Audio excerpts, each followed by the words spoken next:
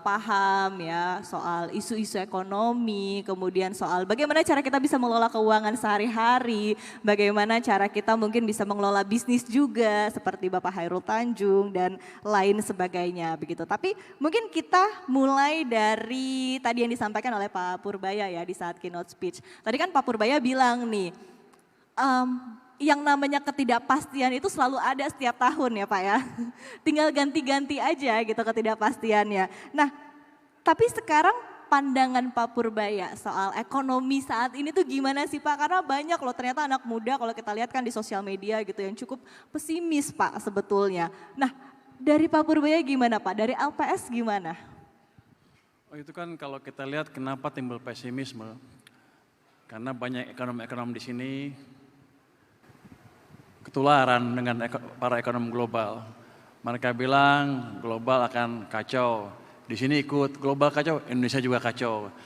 Itu kalau semua orang ngomong begitu, maka terjadi apa yang disebut self-fulfilling prophecy. Kalau kita mikirkan itu akan kejadian terus. Jadi mungkin bisnismen juga takut ekspansi, pelan-pelan ngurangin. Teman-teman juga yang biasanya belanja banyak, ngurangin belanjanya untuk nabung.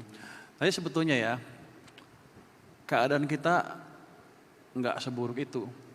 Kalau kita lihat global economic condition ya, IMF aja yang tadinya nurunin prediksi global ke 2,8, dia naikin lagi ke 3.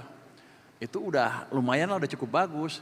Jauh dibanding dengan tahun 2020, 2021, apalagi 2008-2009. Jadi global tumbuhnya masih positif. Harusnya kita juga positif. Cuman ekonomi itu kayaknya malu mengkoreksi statementnya. Kan nggak dibilang, sekarang kita bagus, nggak ada kan. Tetap aja akan hancur. Terus kalau kita lihat lagi juga perang dagang yang dibilang akan menghancurkan kita, sebetulnya menguntungkan abis-abisan.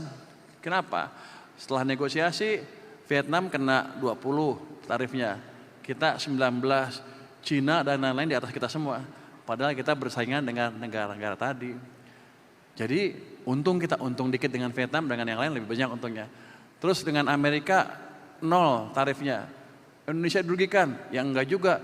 Barangnya enggak bersaing, beda barangnya. Yang sana high tech, kita agak medium ke low tech. Jadi itu di sini juga nggak diproduksi yang high tech itu. Jadi kita malah untung dapat barang lebih murah. Kalau mereka barangnya bisa lebih murah di Cina ya. Jadi dari sisi global kita untung, sisi domestik juga sama sebetulnya. Kalau saya bilang tadi, domestic demand kita kuat. Kita sempat tumbuh berapa? 5,12 di triwulan kedua.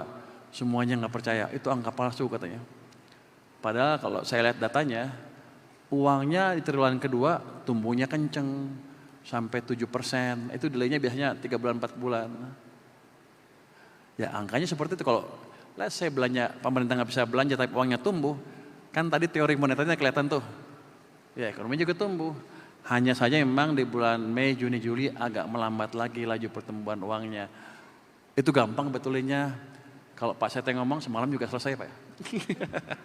Itu problem yang diselesaikan dengan gampang karena kita punya knowledge untuk merubah itu. Kalau mau, tapi kalau nggak mau ya udah nggak apa-apa. Tapi kita nggak usah takut. Kalau keadaan kepepet, pasti nanti ada yang ngomong. Indikator mau nggak maunya itu gimana Pak? Indikator mau nggak maunya itu gimana? Kan banyak pihak yang terlibat. Saya tanya aja langsung ke orangnya. Bapak kapan mulai turun gunung lagi gitu. Tapi enggak, pada dasarnya gini. Mungkin sebagian orang nggak tahu tadinya gimana cara memperbaiki ekonomi dengan baik. Itu kan tadinya pengetahuan yang kita sembunyiin juga sedikit-sedikit. Saya biar kita nggak membuka ke umum besar-besaran. Kenapa nanti takut banyak orang pinter. Tapi sekarang udah dibuka. Ilmu itu ada dan kita pakai berkali-kali dan berhasil termasuk waktu krisis tahun 2020-2021. 2020-2021 itu kita hampir hancur sebetulnya karena COVID kan. Semuanya berhenti. Sempat salah kebijakan, uangnya tumbuhnya negatif 15. Bank-bank udah goncang awal-awal 2020 ya.